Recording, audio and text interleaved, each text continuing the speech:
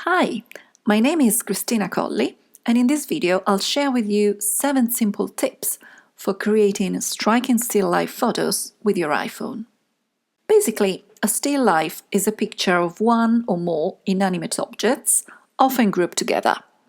This image you see is an example of what usually comes to mind when we think of a classical still life: a bowl of fruit seen from the side or the front.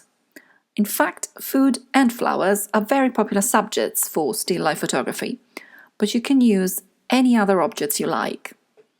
In a still life, you are in charge of everything. You choose the subject, of course, and anything else: background, light, composition, viewpoint. You don't just take a photograph, you create it from scratch. In a still life, because you're in control of everything, you can better observe how what appears to be a small change in composition or in lighting can make a big difference to the overall image. My first tip is to create flat lays for more interesting still life photos. Flat lays are a form of still life done with a series of objects, often of similar heights, arranged on some kind of surface and photographed from above. Let's start with a very simple but effective flat lay. This rose is from my garden, and when I brought it indoor, it started to lose its petals. I wanted to capture its fragile beauty, so I laid it on the backdrop and dragged it gently towards the right. This way, the petals created a delicate flow and also gave a sense of calm movement to the image. Here's another example of a simple flat lay. In this image, I had only 3 dahlias and lots of petals fallen from other flowers that I'd photographed earlier. I wanted to create a still life about summer and all the vibrant colors of summer flowers. Notice how the touches of blue and purple create an interesting contrast with the warm pinks and yellows. And there's a lot going on in terms of color, but there's also lots of space to balance the composition and some texture in the backdrop to give interest to all that space. In the previous examples, you saw very light and uplifting still life photos, so my next tip is about light and how you can create bright images using a simple white or silver reflector. A reflector is a photography accessory that is used to modify the light. For example, in this image, you can see a silver reflector on the left, placed opposite the window on the right, where the light comes from. And this way, the reflector bounces off the light from the window and softens the shadows, creating a bright, airy still life. A white reflector has a similar effect. And you don't need to buy reflectors, though. You can also make your own using whiteboards or painting some cardboard. Aluminium foil has a similar effect to silver reflectors, and so are mirrors. In this image, for example, I used a white reflector made with some foam board. Score the foam board in the middle, but not all the way through, so that you can fold it and make it freestanding.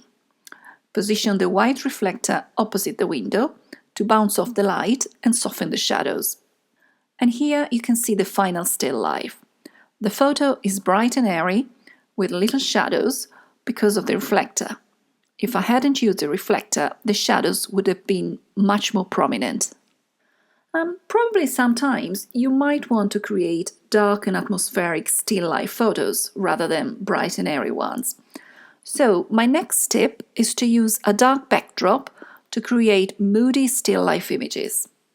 Let's have a look at these 2 photos. It's the same subject with a slightly different view, different lighting, and different backdrop.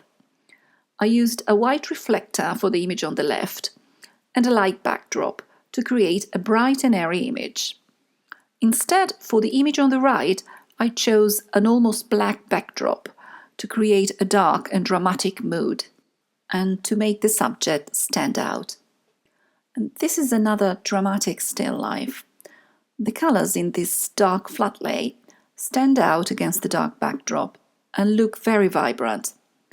The light was coming from the window opposite where I was standing, And because of the shadows, the flowers and other objects look three-dimensional, and the texture of the dark painted backdrop make the space quite interesting. And in this still life, I used a black background to contrast with the white flowers. The result is striking and dramatic, and the petals stand out and create a beautiful texture. So remember to use a dark backdrop to successfully create a moody still life. When you use a dark background with some bright subjects, it can be difficult to expose the image well. That is, to have the right degree of light and shadow in the image.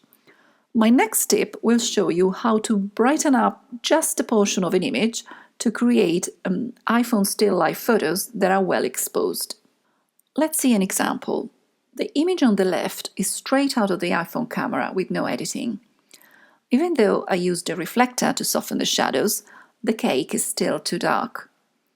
If you were to brighten up the whole image, you would lose the beautiful contrast and shadows of the dark backdrop.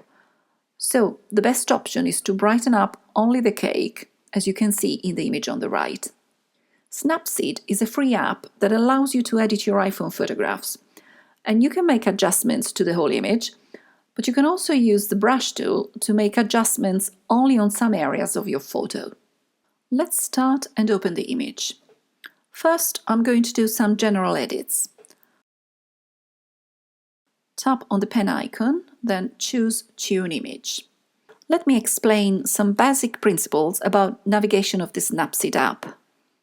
When you open any of the tools, you can access the adjustments by sliding your finger vertically on the screen. When you have chosen the adjustment you want to use, you can modify by sliding your finger horizontally on the screen. So, I increase the brightness a bit, then the highlights,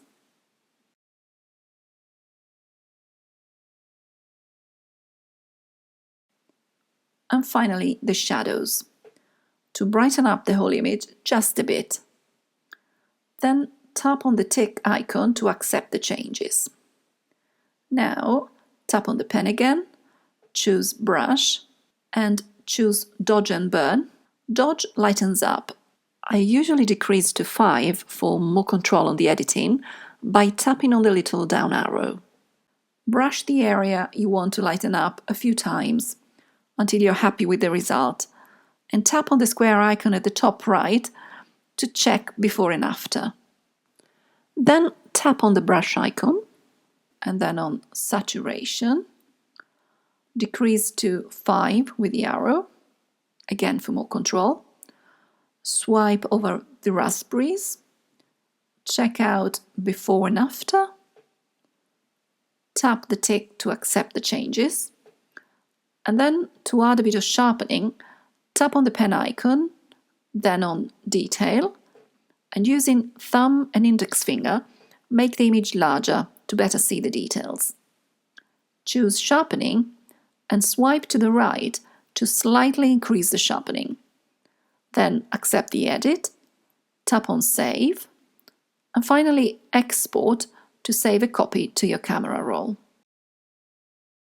And here you can see again the final image with the cake lightened up so that the whole image is well exposed.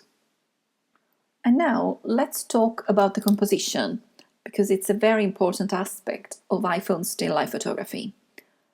My next tip is to use the rule of odds to create more engaging still life photos. The rule of odds says that in an image, an odd number of subjects look more pleasing than an even number. The only exception is the couple. 2 subjects work well too. In this simple still life, you can see how I applied the rule of odds and used 11 thistle flowers, an odd number. There are 3 bigger flowers, the ones that catch your eyes first, and they are also in an odd number, 3.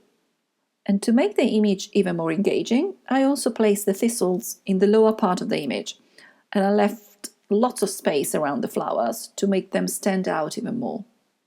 This is a similar composition with an odd number of tulips, 5, placed in the lower part of the image, and lots of space around the tulips to make them really stand out. And having the tulips in a row Give the image some rhythm, but with a calm feel. In this still life, there are three main subjects: the flowers, with the two twigs. And remember that in the rule of odds, 2 is the only exception, and 2 subjects works well too. The petals add interest to the still life, and they also help to direct the eye from the top to the bottom. And this leads me to my next composition tip.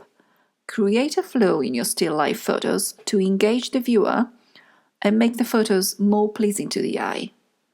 We can define flow as a kind of direction of movement that makes the eye wander from one point of the still life photo to another, and so keep the viewer interested. For example, in this still life, the eye travels from the top left part of the image down along the curved line towards the pink flowers, then down to the bottom of the jug, to the dahlia in the bowl, and the plant in the small vase at the back. It's a flowing movement, harmonious and gentle, with plenty of space to rest the eye and balance the composition. And one more example of flow. In this still life, the white blanket is arranged in such a way to lead the eye from the top left of the photograph to the bottom.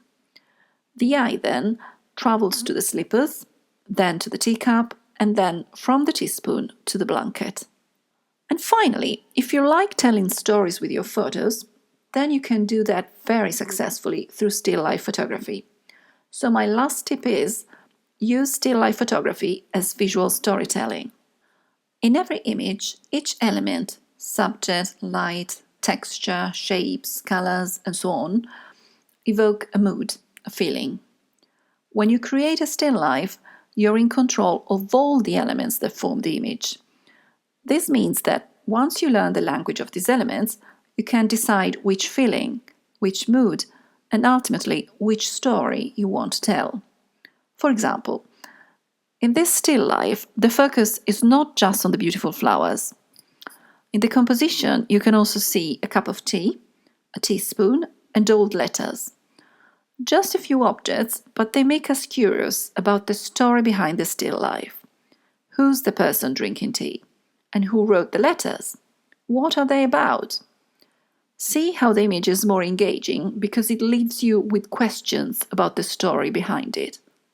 In this flat lay, the pop of color from the anemone is balanced by the white backdrop. The ribbon adds a gentle flow to this image, and together with the scissors, it also adds another dimension to the whole image, a sense of action and a story. It makes you wonder, are they going to cut the ribbon? Is this a present then? And who is it for? And this is an example of a little story told just with a few objects. In this other still life, there are a few simple objects: a cup of tea, beautiful flowers in a jug, a chair by the table to sit and have a quiet moment. The beaten apple implies a human presence and adds a bit of mystery to the story. This still life makes you wonder, where's the person who started eating the apple? What happened? Why didn't she finish the apple? Because of the light and the setup, the image has a calm feel to it. So even though you wonder what happened, there's no sense of worry. So these were my 7 best tips for creating striking still life photos with your iPhone. And remember, practice is everything, so try them out. Thanks for watching.